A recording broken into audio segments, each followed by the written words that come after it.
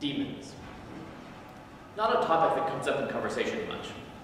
When was the last time that you had a good conversation about demons? Probably for most of us, it hasn't been since about 2005, with the movie The Exorcism of Emily Rose. The big question everyone was asking then was, do you believe in demons? As though it was the same thing as asking if you believed in vampires or ghosts. But, believe it or not, there they are, right in the gospel. Our modern sensibilities are disturbed by a gospel story like this. What can seem to us to be a primitive worldview, populated with all kinds of good and evil beings. Stories in which people seem to be pawns in some cosmic battle for our souls. Demons. We see them in the gospel, but we do so with some embarrassment, and maybe even dismissal. Before moving to Boston, I taught chemistry and physics at a high school in Texas, and I was surprised by how often the students would bring up the topic of demons. Now I understand that they were mostly trying to distract me from whatever I was trying to teach that day, but the interest was genuine. Almost always they were looking for me to do one of two things. On the one hand, asking me as a Jesuit, my students would look to me for fascinating and otherworldly stories, like the priest in the movie The Exorcist. The kids wanted scary stories of heads spinning and green goo, little girls croaking in Latin. Really, they just wanted entertainment. Ghost stories with a religious catch. On the other hand, asking me as a biophysicist, as a scientist, they were looking to me to dismiss demons. To dismiss this embarrassingly primitive and misguided worldview that gave some kind of being to good or evil, angels or demons. I mean, don't we know now that demons of the New Testament are really just things like epilepsy and other physical or psychological disorders? I mean, there are no demonic antagonists in our world, right? I think that both of these perspectives should be avoided, must be avoided if we are to hear and be challenged by today's gospel. We cannot live in the Hollywood cinematic version. It's a little spiritually unhealthy to desire scary ghost stories, thinly veiled with just enough religious concepts to allow our faith to help us suspend our otherwise rational beliefs. But on the other hand, we cannot dismiss today's gospel. Although we find such a story a bit scandalous, a stumbling block, a little embarrassing, we dismiss it at our own peril. Because Jesus is shown doing something very important. He casts out evil. His love and power overcome evil. We should not be so arrogant to suggest that our worldview is so superior to that of the first century biblical author that we can learn nothing from a story like this. Much of what was included under the umbrella of demonology in the Bible are things that we are, in many ways, just now rediscovering, something that at times we have tried to forget. We are uncomfortable with the idea of powers or spirits influencing our actions and limiting our freedom, yet we experience these all the time. If nothing else, we experience social and unwilled sin. Patterns of thought and action that we simply do not choose, but that we nevertheless possess. Evils, sins that do not seem to show up in the confessional because we didn't actively choose them. One of the most socially destructive forces in our society is just such a demon: prejudice. We do not choose our prejudices. We inherit them from society, from our families. We learn them. We are born into them. Prejudices are subtle hatreds for people that are different from us, simply because of who they are. Differences because of race, gender, religion, sexual orientation, language, culture, whatever. These demons have wreaked untold damage in our society.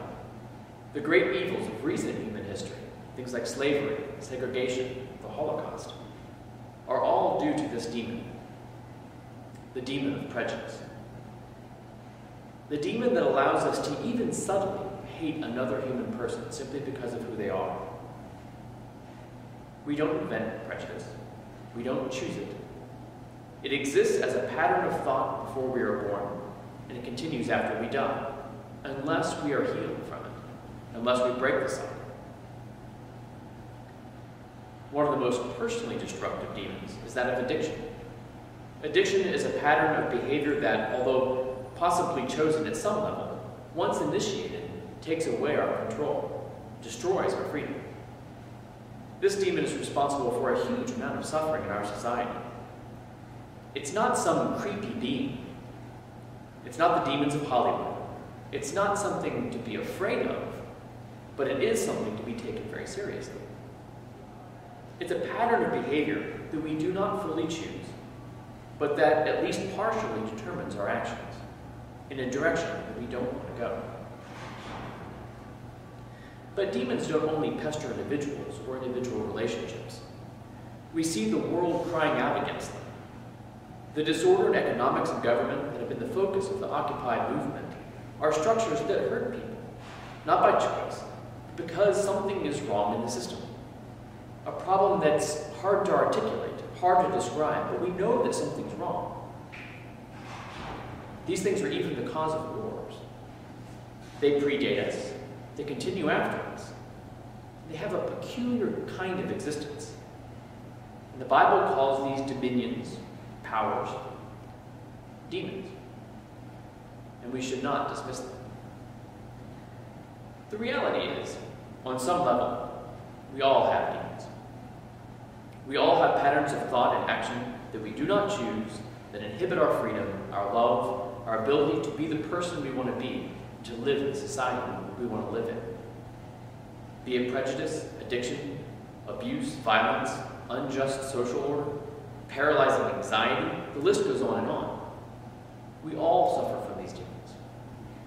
Inherited patterns that don't go away without intervention. But the gospel says that there is hope. Jesus has power over demons. He can cast them out. We have access to healing if we are willing to submit ourselves to the healing of God's love with the help of one another.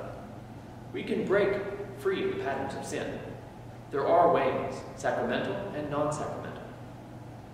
Anyone familiar with the 12-step program will know that the basis of the 12 steps is the recognition that we are powerless before our demons.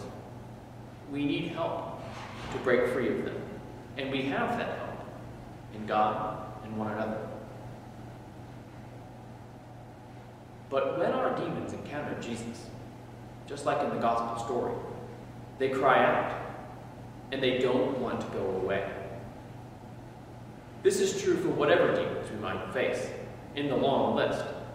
But today, I'm going to focus on exercising just some prejudice demons. When we encounter Jesus, loving everyone without prejudice, our prejudices rise up and cry out, "You mean I'm supposed to love that person? I'm supposed to love white people, or black people, Mexicans? What about Protestants, Muslims? I'm supposed to love gay people, or straight people, poor people, or rich people?" Whatever our subtle hatreds find offensive. And then the excuses come. Our justifications, they come flowing. Do you feel it? A subtle tendency to resist something I'm saying? Did you feel a tendency to justify disliking some of the categories that I just mentioned? To ever so slightly cling to such a subtle hatred?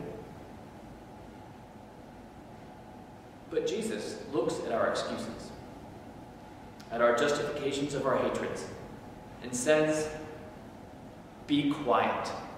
Come out." He says, yes, you're supposed to love everyone, like I do. Not tolerate. Love. Give yourself. Respect. Listen. Understand. Have compassion. If we try, today, in this Eucharist, as we see Almighty God come to us in the humblest form of food, and present himself to anyone who comes forward in faith to receive him. Anyone. Let us hear his voice, as the psalm says, and harden not our hearts. Let us open our hearts to the Lord.